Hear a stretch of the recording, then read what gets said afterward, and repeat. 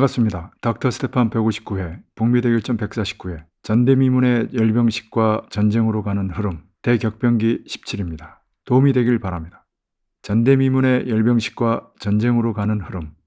자동차 사고가 날 확률은 얼마인가? 가벼운 접촉사고가 아니라 인명사고가 날 확률이라면 100번 내지 1000번에 1번 정도는 될까? 이 1% 내지 0.1%의 보험을 들고 안전벨트를 매며 금주 등 수칙을 엄하게 세운다. 천문학적인 전쟁의 인명, 재산 피해는 차사고와 비교할 수 없다. 그래서 전쟁은 무조건 최대한 빠르게 결속해야 한다. 극단적인 일들이 터지면 아니함만 못할 수가 있다. 그러니 준비를 철저히 해야 한다. 헌데 현 정세는 아무리 여유있게 분석해도 전쟁 확률이 차사고 확률보다 높다. 전쟁 확률을 숫자로 계산할 수 있겠는가? 반드시 각성해야 할 운동 핵심이나 선진대중에게 간명히 해설하는 의의를 중시할 뿐이다. 더욱이 전쟁 정세가 역량 강화를 힘있게 추동하는 객관 계기가 된다면 그 의의는 무시할 수 없다. 실제로 전시 생산의 속도가 가장 높다. 모든 게 계획적으로 돌아가는 북이 이를 모를 리 없다. 전대미문의 사례들은 전대미문의 상황을 시사한다. 최근 9월 9일 열병식까지 지난 11개월간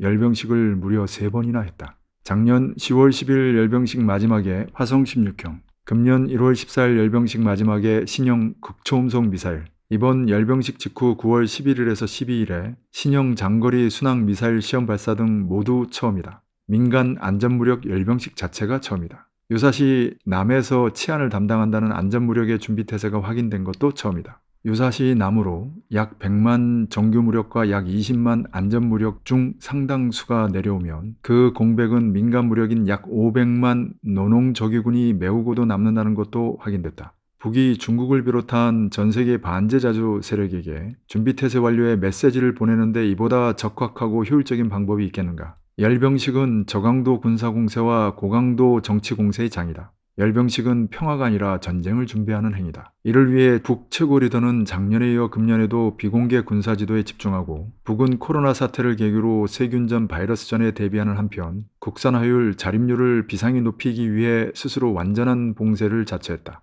본질상 전시경제체제로 돌입했다고 해도 과언이 아니다. 역시 처음 있는 일이다. 북미, 북남 관계는 완전히 단절돼 있다. 대화가 아니면 대결이 아닌가. 매년 1월에 나오는 정부 정당 단체 호소문도 2월에 나오는 범민련 6.15 공동회의 결의문도 없어졌다. 조평통 위원장 자리가 공석이 됐고 아예 없애버리겠다는 대남사업 총괄의 담화까지 나왔다. 통미복남이나 통남복미라는 전술조차 무시되고 있다. 도쿄 올림픽 불참으로 베이징 올림픽 참가 불허의 제재를 받게 된 건 우습게 본다. 사상 초유의 일이 연속적으로 일어나고 있다. 2020년 6월 4일 김정은 위원장 대리의 담화 직후 당 통일전선부에서 군 총참모부로 대적행동 행사권이 넘어가며 결국 대남군사행동계획이 당중앙군사위 예비회의에 제출됐고 2021년 6월 4일에는 김정은 위원장이 직접 정치국 확대회의를 주재했으며 당중앙군사위의 고도의 격동태세 언급과 더불어 군 총참모부 명령이 내려져 5월에 1호 전투근무 태세에 이어 7, 8월에 야간기동훈련이 벌어진 걸로 알려졌다.